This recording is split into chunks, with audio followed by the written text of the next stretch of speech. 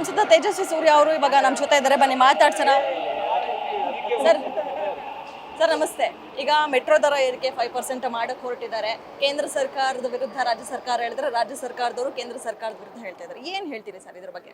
Madam, ಇದಕ್ಕೆ ನನಗೆ ಉತ್ತರ ಕೊಟ್ಟು ಸಾಕಾಗಿದ್ದರಿಂದ ಸತ್ಯ ಜನ ಗೊತ್ತಾಗಲಿ ಅಂತ ಹೇಳಿ ರಾಜ್ಯ ಸರ್ಕಾರ ದರ ಏರಿಕೆ ಮಾಡಿ ಅಂತ ಫೇರ್ ಫಿಕ್ಸೇಷನ್ ಕಮಿಟಿ ಎದುರುಗಡೆ ಮಾಡಿದಂಥ ಆರ್ಗ್ಯುಮೆಂಟನ್ನೇ ಟಿ ಶರ್ಟ್ ಸ್ಥಿತಿ ಕುಸಿದೋಗಿರೋದ್ರಿಂದ ನಾವು ಹಿಂದೆ ಸಪೋರ್ಟ್ ಮಾಡ್ತಿದ್ದ ರೀತಿ ಮೆಟ್ರೋಗೆ ಸಪೋರ್ಟ್ ಮಾಡೋಕ್ಕಾಗಲ್ಲ.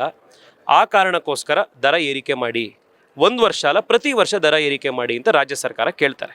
ಇದು ರಾಜ್ಯ ಸರ್ಕಾರ ಮಾಡಿರೋ ಆರ್ಗ್ಯುಮೆಂಟ್. ಇದು ದರ ಏರಿಕೆ ಮಾಡಿ ಅನ್ನೋ ಪ್ರಾಸೆಸ್ ಶುರು ಮಾಡಿದ ರಾಜ್ಯ ಸರ್ಕಾರ. 1 ವರ್ಷ ಅಲ್ಲ ಪ್ರತಿ ವರ್ಷ ಜಾಸ್ತಿ ಮಾಡಿ ಅಂತ ಕೇಳಿದ ರಾಜ್ಯ ಸರ್ಕಾರ. ಇದು ಸ್ಪಷ್ಟ ಆಗೋಗಿದೆ, ಜನಕ್ಕಷ್ಟು ಗೊತ್ತಿದೆ. ರಾಜ್ಯ ಸರ್ಕಾರ ಇದಕ್ಕೆ ಎಷ್ಟೇ ಸುಳ್ಳು ಹೇಳಿದ್ರು ಕೂಡ ಜನ ನಂಬುವಂಥ ಸ್ಥಿತಿಯಲ್ಲಿಲ್ಲ. ಸತ್ಯ ಏನು ಅನ್ನೋದು ಗೊತ್ತಾಗಿದೆ. ಸರ್, ಇವತ್ತು ಸಂವಾದವನ್ನು ನಡೆಸಿದ್ರಿ, ಜನರು ಅಲ್ಲಿ ತೋಡ್ಕೊಳ್ತಾ ಇದ್ರು. ಅಂದ್ರೆ ಬೇರೆ ರಾಜ್ಯಗಳಿಗೆ ಹೋಲಿಸ್ಕೊಂಡ್ರೆ ಬೆಂಗಳೂರಲ್ಲಿ ಅತಿ ಹೆಚ್ಚು ಕಾಸ್ಟ್ ಇರುವಂಥದ್ದು ಮೆಟ್ರೋ ಟಿಕೆಟ್. ಸೊ ಹೀಗಾಗಿ PGಗೆ ಹಣ ಕಟ್ಟೋಕ್ಕಿಲ್ಲ ಅಂತ ಒಬ್ಬ ಸಂಸದರ ಮುಂದೆ ಅಂದ್ರೆ ನಿಮ್ಮ ಹತ್ರನೇ ಹೇಳ್ಕೊಂಡ್ರು. ಇದ್ರ ಬಗ್ಗೆ ಏನು ಹೇಳ್ತೀರಿ ಅಂತ? ಮೇಡಮ್, ಸ್ಥಿತಿ ಹಾಗಾಗಿದೆ. ಎಲ್ರಿಗೂ ಏನು ಕೋಟ್ಯಾಂತರ ರೂಪಾಯಿ ಸಂಬಳ ಬರಲ್ಲ ಬೆಂಗಳೂರಿನಲ್ಲಿ. ಸಾಮಾನ್ಯ ಜನ ಮೆಟ್ರೋದಲ್ಲಿ ಓಡಾಡ್ತಾರೆ. ಒಂದು ವೇ ಅವರಿಗೆ 1 ವೇ ಟ್ರಿಪ್ಪು 90 ರೂಪಾಯಿ 95 ರೂಪಾಯಿ ಆಗುತ್ತೆ ಅನ್ನೋದಾದರೆ ದಿನಕ್ಕೆ 350-400 ರೂಪಾಯಿ ಮೆಟ್ರೋ ಖರ್ಚು ಮಾಡಿಕೊಂಡು ಅವ್ರು ಬರೋ ಸಂಬಳದ 50% ಬರೀ ಮೆಟ್ರೋ ಖರ್ಚು ಮಾಡೋಕ್ಕಾಗತ್ತಾ? PGಗೆ ದುಡ್ಡು ಕಟ್ಟಕ್ಕೆ ಉಳಿತಾ ಇಲ್ಲ ಅಂತ ಒಬ್ಬರು ಸಿಸ್ಟರ್ ಹೇಳಿದ್ರು. ಇದು ಸ್ಥಿತಿಯಾಗಿದೆ. ರಾಜ್ಯ ಸರ್ಕಾರ ಇದನ್ನು 100% ಅದನ್ನು ಅರ್ಥ ಮಾಡಿಕೊಂಡು ಪರಿಗಣಿಸಬೇಕಿದೆ. ಈಗ ಸರ್, ನಾಳೆ ಒಂದು ಮೆಟ್ರೋ ಟಿಕೆಟ್ ದರ ಏರಿಕೆ ಆಗುತ್ತಾ ಇಲ್ವಾ ಅನ್ನುವಂಥದ್ದು ನಮಗೂ ಸಹ, ಅದೇ ರೀತಿಯಾಗಿ ಸಾರ್ವಜನಿಕರಿಗೂ ಸಹ ಡೌಟ್ ಇರುವಂಥದ್ದು. ಮೇಡಮ್, ಕೇಂದ್ರದಿಂದ ಸೂಚನೆ ಕೊಟ್ಟಿದ್ದಾರೆ. ರಾಜ್ಯ, ಏಕೆಂದರೆ ಇದರಲ್ಲಿ ಅವ್ರದ್ದು 50% ಪಾತ್ರ ಇರೋದ್ರಿಂದ ರಾಜ್ಯ ಕೂಡ ಇದ್ರ ವಿರುದ್ಧ ನಾವು ಧ್ವನಿ ಎತ್ತುತ್ತೀವಿ ಅನ್ನೋದಿದ್ರೆ ರಾಜ್ಯದ ಮುಖ್ಯಮಂತ್ರಿಗಳು ಉಪಮುಖ್ಯಮಂತ್ರಿಗಳು ಅವರು ಸೂಚನೆ ಕೊಡಲಿ.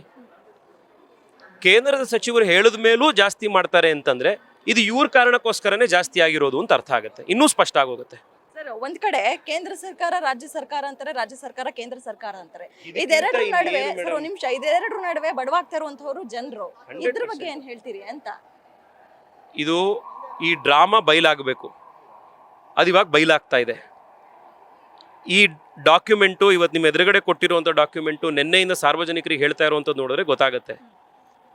ಇದರಲ್ಲಿ ಇನ್ನು ಮುಂದೆ ಇದು ಕೇಂದ್ರನ ಬ್ಲೇಮ್ ಮಾಡೋದಕ್ಕೆ ಅವ್ರು ಆಗಲ್ಲ. ಅವರು ಈ ಸುಳ್ಳು ಹೇಳೋದು ನಿಲ್ಲಿಸಲಿ, ಡ್ರಾಮಾ ನಿಲ್ಲಿಸಲಿ.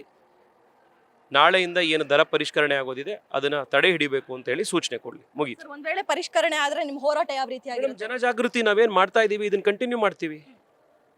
ಜನ ಉತ್ತರ ಕೊಡ್ತಾರೆ. ಎಲ್ಲದಕ್ಕೂ ನಾವೇ ಉತ್ತರ ಕೊಡಬೇಕು ಅಂತಿರಲ್ಲ. ಸರಿ ಸಮಯ ಬಂದಾಗ ಜನ ಉತ್ತರ ಕೊಡ್ತಾರೆ. ಇನ್ನೊಂದು 2-3 ತಿಂಗಳಲ್ಲಿ GBA ಎಲೆಕ್ಷನ್ ಕರೆದಿದ್ದಾರೆ. ಇದೇ ದೊಡ್ಡ ಇಶ್ಯೂ ಕೂಡ ಆಗುತ್ತೆ. ಜನ ಉತ್ತರ ಕೊಡ್ತಾರೆ.